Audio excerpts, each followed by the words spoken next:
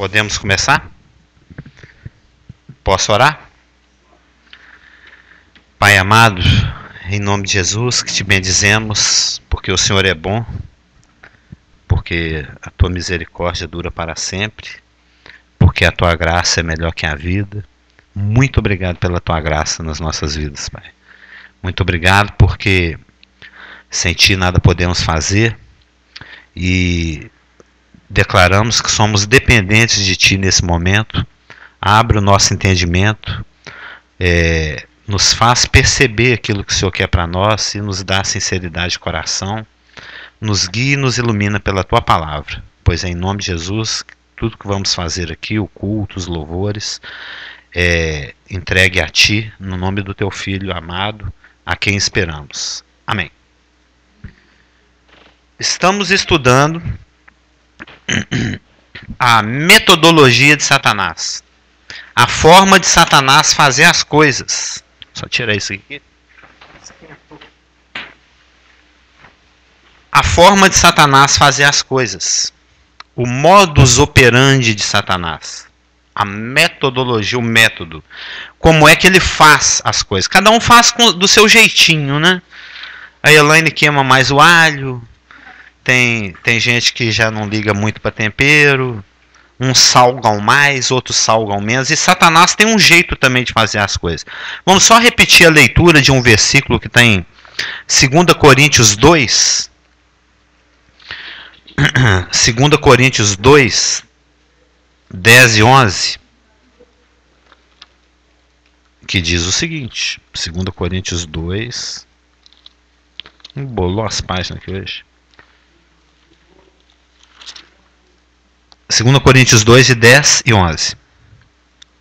A quem perdoais alguma coisa, eu também perdoo. O apóstolo Paulo falando para os irmãos lá de Coríntios, que eram uns irmãos meio problemáticos, né? Nós já falamos sobre isso em outras escolas dominicais. A quem perdoais alguma coisa, eu também perdoo, porque de fato o tenho perdoado. Se alguma coisa tenho perdoado, por causa de vós o fiz na presença de Cristo, para que Satanás não alcance vantagem sobre nós, pois não lhe ignoramos os desígnios. Paulo podia falar assim, não lhe ignoramos os desígnios.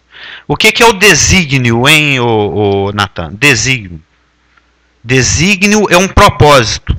Eu tenho um desígnio, eu tenho um propósito, eu tenho algo que eu quero alcançar. Eu tenho uma meta, eu tenho um plano, eu tenho um objetivo. Satanás tem planos, tem metas, tem desígnios. Ele tem planos elaborados. Ele tem um planejamento, agenda. E Paulo podia falar, bem, Satanás ele não alcança vantagem sobre mim porque eu conheço o jeito dele trabalhar. Eu sei como ele faz as coisas. Por isso estamos aqui estudando Gênesis 3. Para que nós possamos falar assim como Paulo. Não lhes desconhecemos os desígnios. Ou seja, eu sei como Satanás trabalha.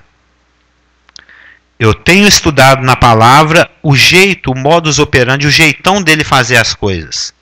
E isso é uma vantagem para mim. Porque quando eu não sei a forma dele trabalhar, ele está tendo vantagem. É aquela questão do técnico colocar o time em campo e coisa e tal. Se ele souber como é que o outro time joga, ele vai ter vantagem. Então, conhecer o modus operandi, a forma de Satanás trabalhar, tira dele a vantagem. E essa vantagem se reveste para o nosso lado. Porque se você sabe que quando vier aquele cochicho, né, vier aquela projeção, vier aquele dardo, aquela ideia que aparece na sua cabeça que não tem nada a ver com a palavra de Deus, aí você já sabe quem está falando. Se for aquela voz de carioca, né, com aquele sibilar da serpente, porque a palavra fala em João 10, quando Cristo está se comparando a um bom pastor e nós as ovelhas, ele fala que as minhas ovelhas conhecem a minha voz. Então a gente tem que aprender a afinar o nosso ouvido para conhecer a voz do Senhor. Por exemplo, se a dona Marieta, vizinha da Elaine, falar assim, Natan, vem cá, ele já sabe, essa não é a voz da mamãe. Eu conheço a voz da mamãe. Agora, quando é aquela voz assim, Natan, meu filhinho, aí, opa, essa é a voz da mamãe. Ele conhece a voz da mamãe. A gente já, desde criancinha, né, que ele escuta a sua voz. Então a gente vai se habituando, é comunhão, é contato. Você aprende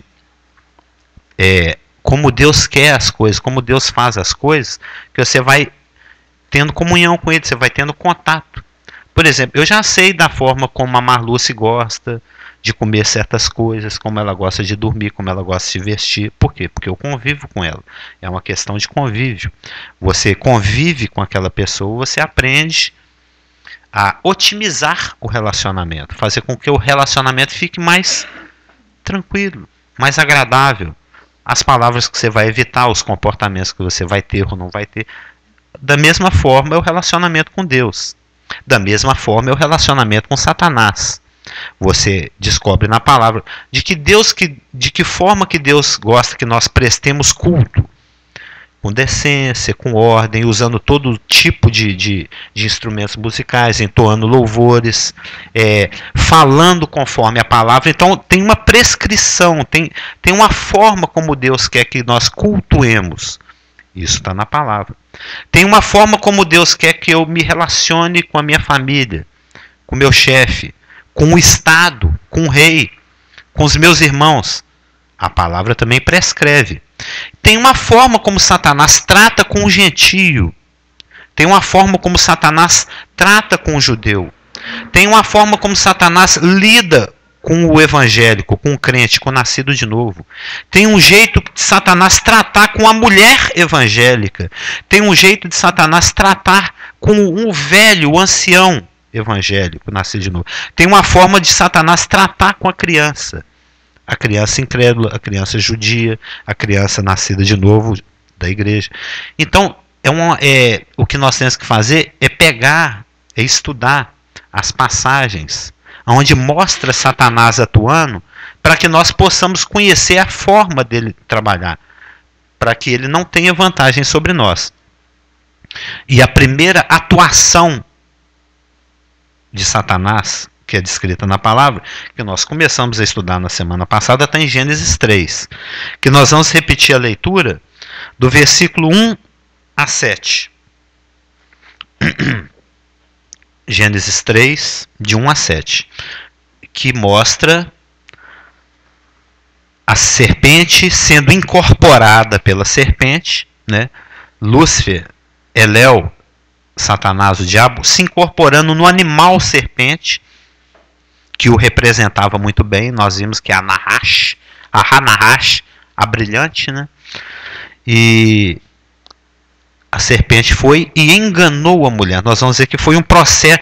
Ele foi exatamente o interessante de estudar Gênesis 3, é isso, que nós vamos ver como Satanás foi conduzindo o pensamento de Eva até levá-la ao erro, né?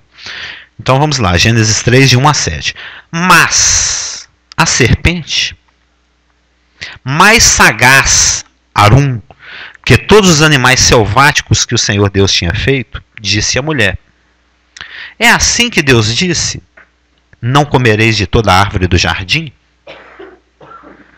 Respondeu-lhe a mulher: do fruto das árvores do jardim podemos comer, mas do fruto da árvore que está no meio do jardim, disse Deus, dele não comereis, nem tocareis nele, para que não morrais. Então a serpente disse à mulher: é certo que não morrereis, porque Deus sabe que no dia em que dele comerdes do fruto, se vos abrirão os olhos, e como Deus sereis conhecedores do bem e do mal. Vendo a mulher que a árvore era boa para se comer, agradável aos olhos, e árvore desejável para dar entendimento, tuque, tomou-lhe do fruto. Esse é o fruto, tuque. Tomou-lhe do fruto e comeu. E deu também ao marido. É simples, né? E ele comeu. É isso que espanta. Abriram-se então os olhos de ambos, e percebendo que estavam nus, coseram folhas de figueira e fizeram cintas para si. Nós vimos na semana passada que o modus operandi, né, a forma de Satanás trabalhar, nunca ele chega assim de supetão. Nós vimos isso. Porque aqui na versão que nós temos em português, a serpente aparece de repente, né? Ela de repente entra assim no enredo. Mas a serpente, mais sagaz que todas, né, de repente ela aparece. Nós estudamos que a palavra mas aqui no hebraico tem o sentido de se aproveitar de uma circunstância, se aproveitar de uma ocasião. Tipo assim, né? Eu tô ali na fila e na hora que dá aquele momento certinho que deu um buraquinho para eu colocar minha sacola, eu coloco e já me encaixa. Foi aquele momento oportuno. É a hora que a roda da fortuna, como diz o Ivan, é a hora que o ônibus... Eu cheguei no ponto na hora que o ônibus estava chegando, eu dei meu... É coisa rara, né, meu? 3501 é tão difícil. Não, coincidiu, eu cheguei no ponto e o ônibus estava passando. Ou seja, foi aquele momento, foi o momento mais oportuno. Nós até exemplificamos, o Satanás não vai nos atacar no momento que você está em comunhão, que você acabou de colher uma vitória. Ele vai te pegar num momento de depressão, num problema de discussão, num momento em que você e o seu marido, você e sua esposa, você é seu filho, você é seu chefe, você é seu professor, não, entendeu? É a ocasião mais oportuna, é a circunstância mais propícia, mais otimizada para ele alcançar os propósitos dele. É assim que ele trabalha. Ele espera a hora certa. E é o que aconteceu com a Eva. Dá a entender que ele já tinha um convívio com a Eva e que esse foi aquele momento. Ele já tinha conquistado a confiança de Eva, da mesma forma como ele traiu a confiança de Deus, aqui ele vai trair a confiança da Eva e vai puxar a Eva para o assunto que ele já tinha intenção, que já era o plano dele desde o início. Ele já tinha planos para o casal. Ele viu Deus pegando o barro, na realidade pegando a lama das regiões abissais, né? Na realidade o homem foi feito da lama que fica no fundo do mar. Quando você olha na realidade no hebraico é isso. Mas é barro, né? É barro. Ele viu lá Deus pegando barro, soprando, fez o homem, Deus dando sono para o homem adormeceu, Deus pegando a costela, fazendo a mulher. Ele assistiu todo o processo. E ele já tinha planos para o homem. Matá-lo, roubá-lo, destruí-lo. Ele já tinha um plano para o casal. Destruir esse casal. Destruir a imagem e semelhança de Deus. Né? Porque ele é adversário. Satanás significa adversário. E ele assistiu à criação do homem, da mulher, eles serem colocados no jardim. Ele se infiltrou no jardim usando o corpo de uma serpente. E conviveu com Eva até ter o momento mais oportuno. E esse momento chegou. E a serpente, porque ela era o animal mais sábio, lembra que nós comentamos que o autor, Moisés, fez um trocadilho entre Arum, sabedoria, astúcia, e Arumim, que é nudez no hebraico. Ou seja, Lúcifer, na sua astúcia, se aproveitando da inocência do casal, fez a sua abordagem. Nós vemos também que a sabedoria em si não é algo negativo. Existem contextos em que essa mesma palavra traduzida por astuto e sagaz, aqui em Gênesis 3:1, é entendido no seu contexto como sabedoria, como por exemplo Jó 5:12, Jó 15:5, Provérbios 12:16 e mais várias outras passagens. Então o ser sagaz em si não é ruim, depende da circunstância. Eu estava até comentando com a Marlúcia outro dia, algo que passou na televisão, é porque Cristo falou o seguinte, que os filhos das trevas, muitas vezes eles são mais espertos que nós, os filhos da luz. Porque Satanás chega, faz o ataque dele, a gente fica cheio de religiosidade, quer agir com religiosidade e Satanás acaba alcançando os propósitos dele.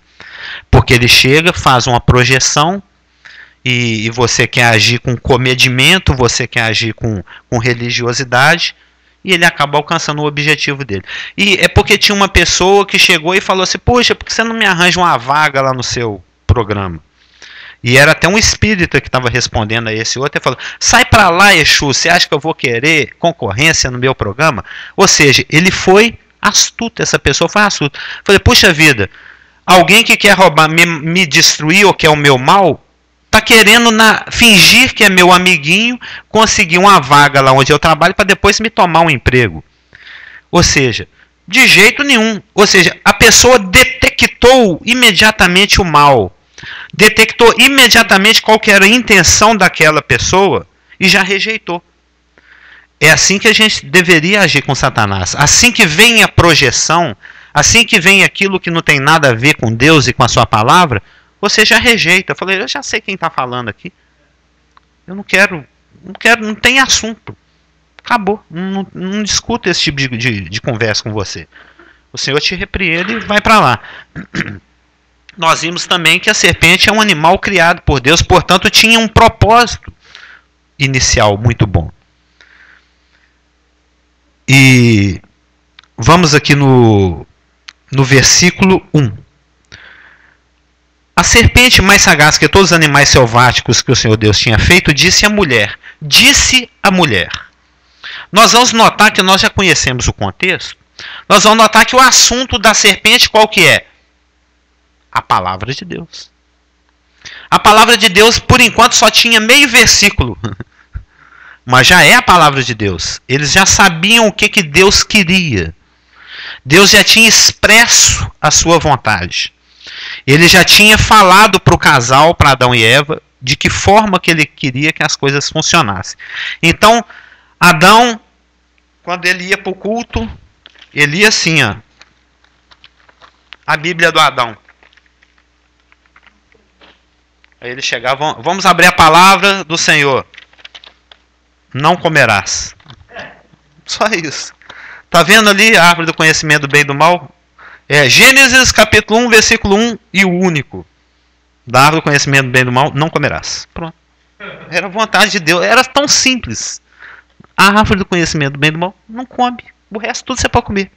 Pode comer da manga, da pitanga, menos aquela árvore ali. Era só um teste, viu, Alan? Natan. É um teste. Deus está testando. Por exemplo, Deus já sabe que você é uma pessoa obediente, tranquila. Então ele vai deixar, por exemplo, eu vou deixar essa caixa de bis fechadinha e não coma desse bis. Ela já sabe que seu coração é um coração obediente e ela sabe que quando ela voltar, a caixa de bis vai estar intacta.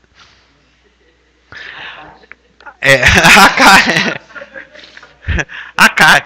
Mas, por exemplo, digamos que ela já sabe como você é. Um menino guloso, desobediente. E ela quer te ensinar essa lição. Meu filho, eu quero que você aprenda a ser disciplinado. Que ele vai comer, eu já sei. Eu vou pôr lá, mas eu sei que ele não vai obedecer. Mas eu vou criar essas circunstâncias, essa oportunidade, só para aproveitar a lição e ensiná-lo a ser disciplinado. Porque quando você toma conta de uma situação, quando você consegue controlar um impulso, a palavra fala que você vale mais do que um cavaleiro valente que tomou uma cidade inteira. Porque é mais fácil você tomar uma cidade inteira do que você controlar um impulso, uma vontade do querer. Entendeu? Seja lá qual for. Pegar aquele bis da mamãe escondido. Por exemplo. Então, a sua mãe colocou aquela caixa de bis e criou aquela circunstância apenas para que o seu coração se revele para você. Porque ela já sabia, não, eu sei que ele é comelão e desobediente mesmo. Eu vou pôr ali para ele abrir mesmo o negócio e pegar e desobedecer. Eu tenho a oportunidade de ensiná-lo alguma coisa. Da mesma forma, Deus colocou aquela árvore, Deus presciente, já sabia de tudo o que ia acontecer.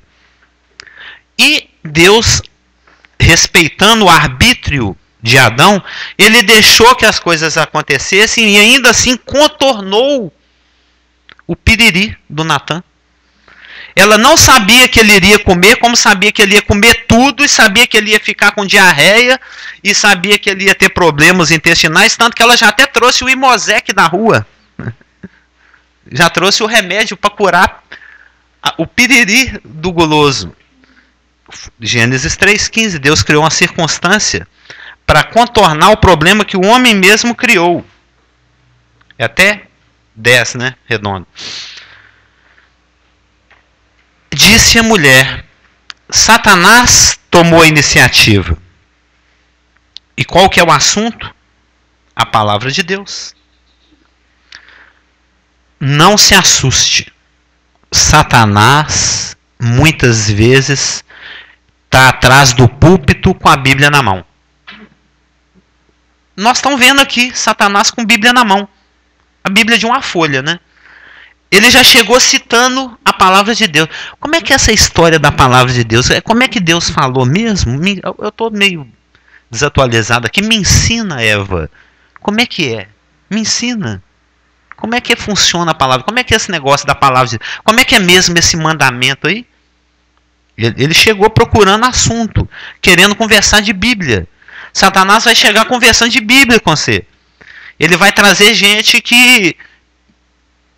Puxa, ministro de justiça, bacana esse irmão, hein? Firme na palavra.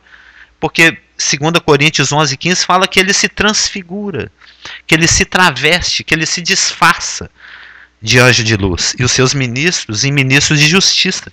Então ele já chegou com um papinho de Bíblia. Com a Eva, né? Chegou conversando de Bíblia. E aí, irmã, beleza? Como é que está a palavra de Deus aí? Ela continua a mesma ou já mudou? É assim que Deus disse? Observa que a construção da abordagem de Satanás, que é a construção da frase interrogativa, né? É assim que Deus disse? Não comereis de toda a árvore do jardim?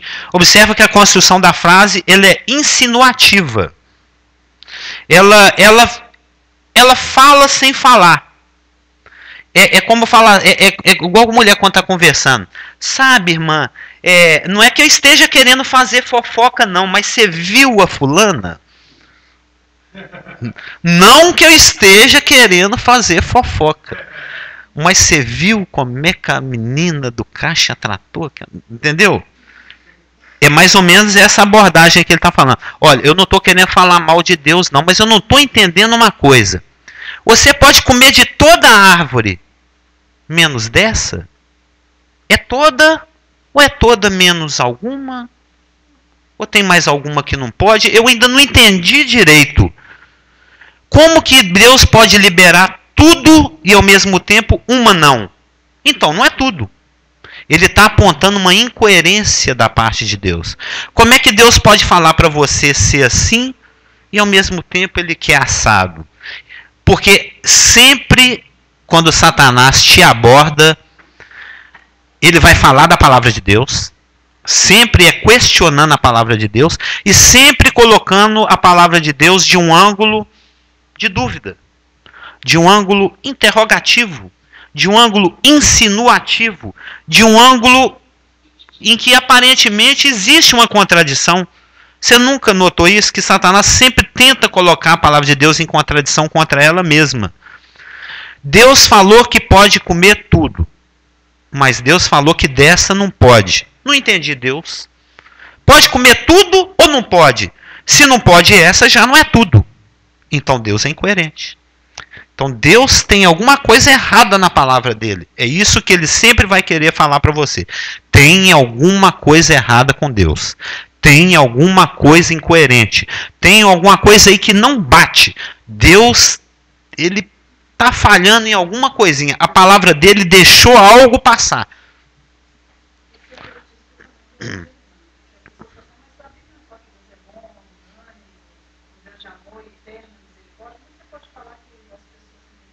Exatamente. Sempre que a projeção for de contradição, a Bíblia não está fechando aqui. Esse é Satanás falando. Esse é Satanás falando. Sempre que o discurso aponta para alguma possível falha ou ineficácia da palavra, não é o Espírito Santo falando. É Satanás falando. É o Cariocas. É o S. É até 10, né? Faltam 3 minutos.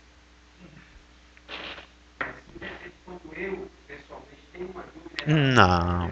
Evidentemente que não. Tanto é que os discípulos, o que eles mais faziam era pergunta. Mas explica de novo aquela parábola que eu não entendi. Né? Isso é normal. Aí é aprendizado. Aí já é outra história. Aqui eu estou falando é de alguém que chega na sua porta, domingo de manhã, bate. É ridículo, né? Você sabe de quem que eu estou falando, né? Aí eles vêm com aquelas bíblias verdes deles, não, agora já não é verde mais, né? E fala assim, olha aqui em Atos, tá falando que Adão não ressuscitou. Aí você fala assim, não, se você ler só esse versículo, dá a entender isso mesmo. Eles pegam aquele caquinho de versículo, uma certa seita que bate na sua porta, vendendo revistinha aos domingos, eles sempre pegam assim um versículo. Porque tem um versículo lá em Atos que fala que Adão, ele não, porque Deus mora numa luz inacessível, aí faz uma conjugação, eles gostam desse versículo de Timóteo, porque Deus mora numa luz inacessível, e Davi estava numa circunstância específica ali naquele contexto, ele não tinha acesso a Deus naquele momento. Então eles pegam aquele versículo e torcem de uma tal maneira para ensinar que não é possível acessar Deus, que Deus mora numa luz inacessível. Então na realidade ninguém vai para o céu.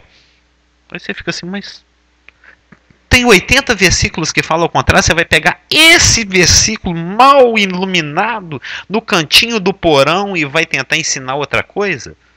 Porque é assim que eles fazem. Eles sempre pegam a palavra de Deus e distorce. Eu tomei um choque quando eu era recém-convertido, eu tinha um mês de nascido de novo, e vieram me ensinar que Satanás é filho de Deus e que Jesus Cristo é uma criatura. Fiquei assim, engraçado. Não parece muito com a Bíblia que eu tenho conhecido. Por quê? Se você quiser, com a Bíblia você prova qualquer coisa. Você fala assim, Maria é a mãe de Deus, agora vamos achar onde está isso na Bíblia. E você acha versículos que aparentemente ensinam isso. E Satanás, como ele viu a Bíblia ser escrita, como ele conhece muito mais de Bíblia do que nós, ele sempre vai ter um argumento bíblico para tentar te levar à desobediência, para tentar fazer com que você se afaste de Deus. Por quê? O assunto que Satanás mais gosta é a palavra de Deus. Por isso que eu falei, o lugar onde você mais vai encontrar Satanás é atrás do púlpito. É o lugar onde ele mais frequenta, com toda certeza. Por isso que a gente tem que conhecer da palavra, por isso que a gente tem que conhecer a forma como ele atua, o jeito dele trabalhar, para que quando você ouvir por aí, você não ficar confuso. Porque a pessoa aparentemente ela é idônea, ela tem 30 anos de ministério, mas ela não, na realidade não é nascida de novo, e ele é um falso mestre e está trabalhando para Satanás. E se você não tem o ouvido afinado, você engole o que a pessoa fala. Por exemplo, ele entende de afinação de violão. Se você chega num culto, numa casa, num aniversário, e a pessoa está ali tocando com a corda frouxa, desafinada, você que entende de música, você entende. O negócio não está batendo legal, mas para todo mundo está ótimo. Mas para você que entende de música, aquilo ali está desafinado. Se você se familiariza com a palavra de Deus, na hora que você ouvir então vamos pedir o Espírito Santo, irmãos. Eu vou pedir o que eu já tenho. Eu costumo pensar assim, que Satanás ele mente a respeito da verdade e usando a verdade. Com certeza. Nós vamos ver isso, inclusive, que nós estamos aqui em Gênesis 3, mas nós vamos estudar também Mateus 4 e Lucas 4, que é onde está a tentação de Cristo. E nós vamos ver que é exatamente isso que ele faz. Ele mente com a verdade. Ele usa a verdade para mentir. É aquela história, né? Os ladrões fugindo. Né? Seria algo mais ou menos, essa ilustração é do Clésio. Como eu sou crente, eu não posso mentir. Aí chega alguém assim e... Aí eu vou acobertar o meu irmão, né? O Isaac é crente, eu não posso mentir. Aí o Joel fez coisa errada, chegou, correu para debaixo da cama. Aí chega o vizinho que está afim de pegar ele, fala assim, você não viu o Joel passando por aqui não? Eu não posso mentir, né? Eu falei, se eu falar que vi, ele vai lá e bate no meu irmão. Se eu falar que não vi, eu estou mentindo. Aí ele enfia a mão dentro da manga e faz assim, não, por aqui ele não passou não. É algo por aí, é assim que Satanás faz.